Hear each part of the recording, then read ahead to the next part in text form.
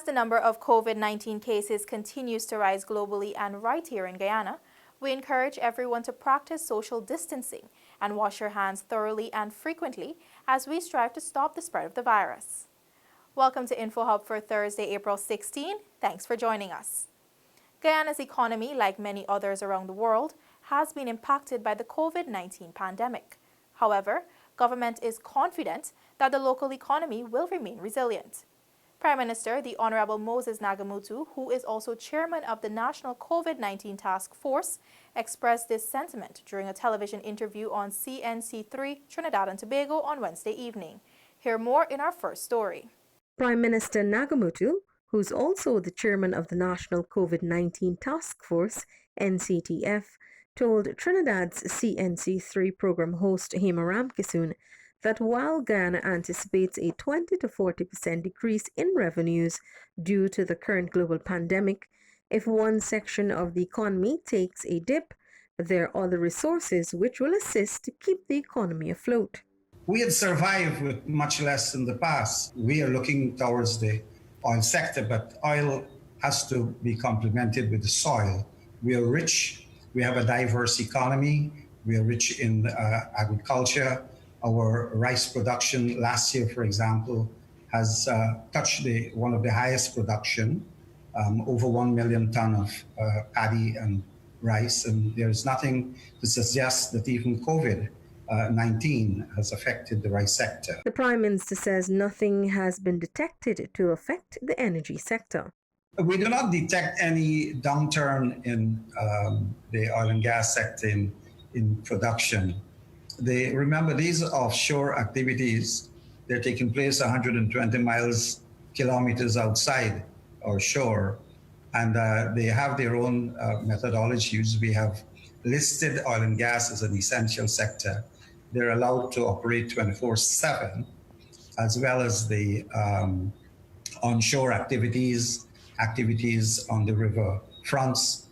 Shipping lines have not been restricted. Port and wharves activities have not been curtailed. So we know of no measures that could affect production. From as early as September 2019, the International Monetary Fund World Economic Outlook reported that Guyana's real gross domestic product growth is forecast to be 85.618% by December 2020. This has since been revised to 52.8%, and Prime Minister Nagamutu believes Guyana is still in a winning position. Felicia Valenzuela, InfoHub. The National COVID-19 Task Force has taken the decision to revamp the Civil Defense Commission's nationwide distribution of relief hampers, as the current situation in the country is expected to last longer than anticipated. This was today disclosed by Director General of the Ministry of the Presidency, Joseph Harmon. We took the view that this was going to be a long-term matter, and therefore a one-time distribution of items to some communities would not suffice. Therefore, what we've asked is that the distribution of hampers in the way it was going, that we put a pause on that those items which are here now, that is, I believe there are about 3,000 items or so, that we will allow those to be distributed under some new guidelines. Harmon explained that going forward, a new system would have to be implemented which identifies vulnerable persons. In the past, we have used certain lists to determine who are the persons that are vulnerable. But in this pandemic, we have a situation in which people who were not vulnerable before the pandemic, but has become vulnerable now.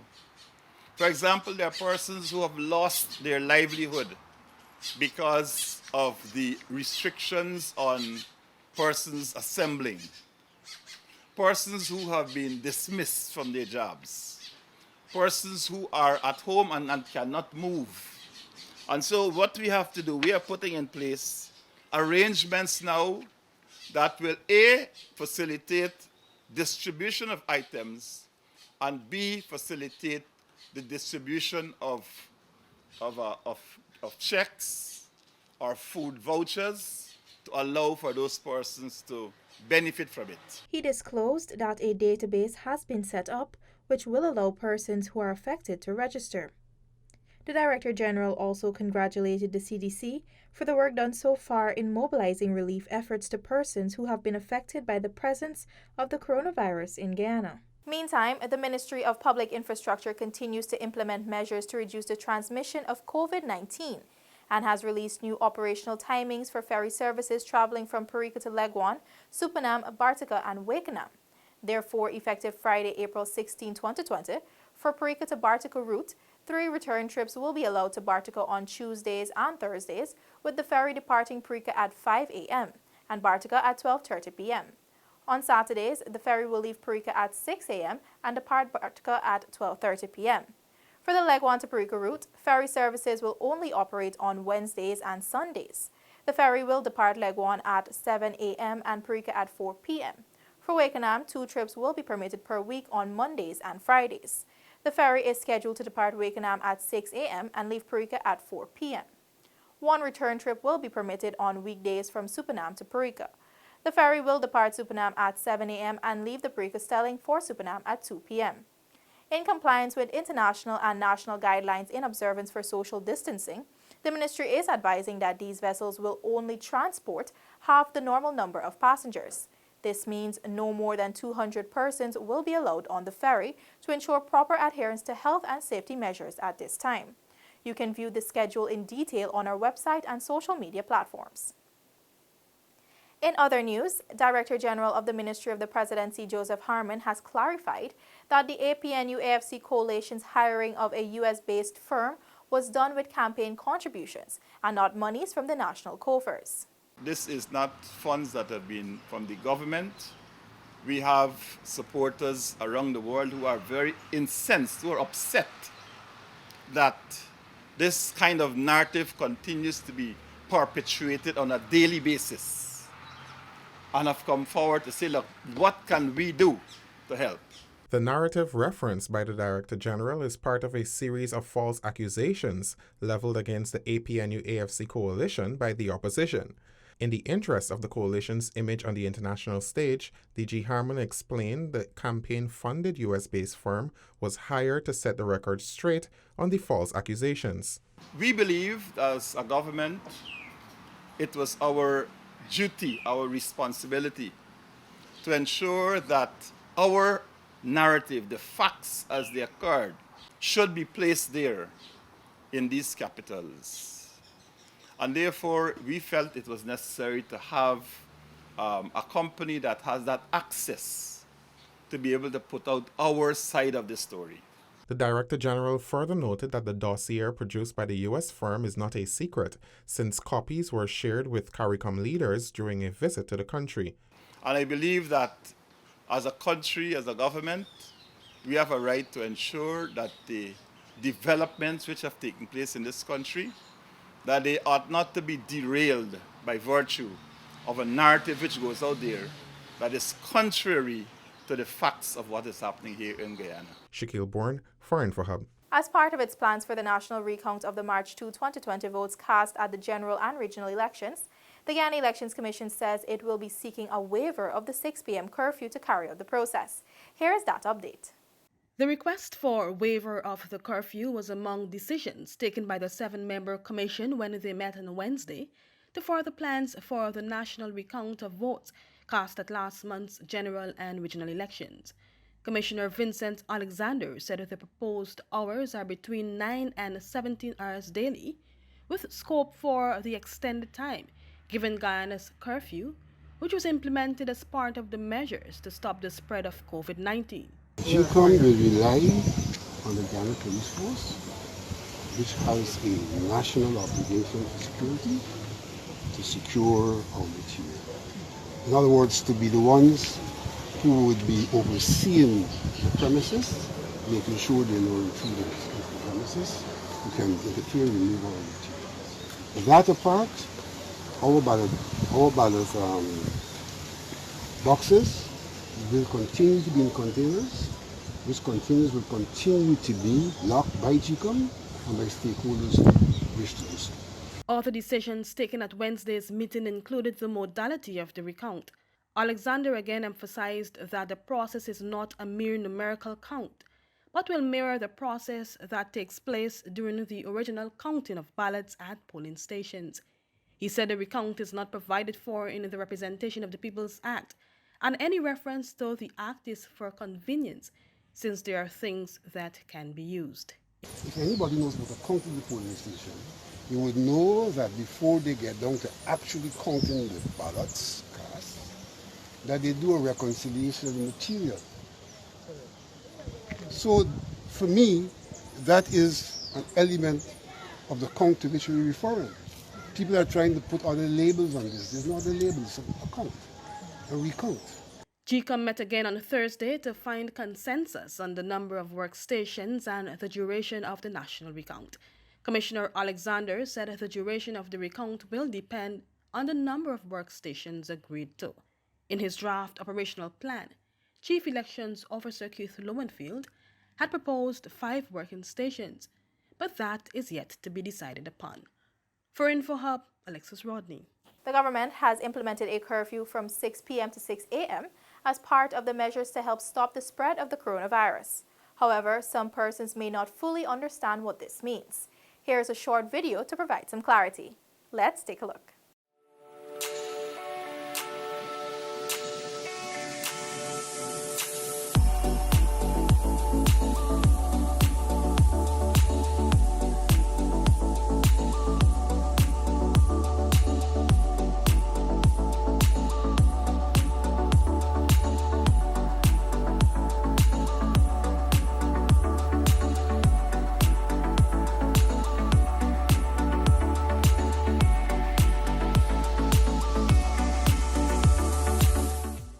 We hope that video made things a little clearer for you. We now turn our attention to some news out of CARICOM. Heads of government of the Caribbean community have agreed on a way forward in the community's battle against the COVID-19 pandemic at a special emergency meeting hosted on Wednesday via video conference. According to a press release, the leaders agreed on a collective approach to the international financial institutions in accessing assistance to meet the financial fiscal challenges arising from the crisis. They agreed that additional technical work would be undertaken in specific areas to be presented for their consideration at another meeting within 2 weeks. They would be presented after the relevant ministerial councils would have reviewed the proposals. Proposals for a common public health policy would first be presented to the ministers of public health.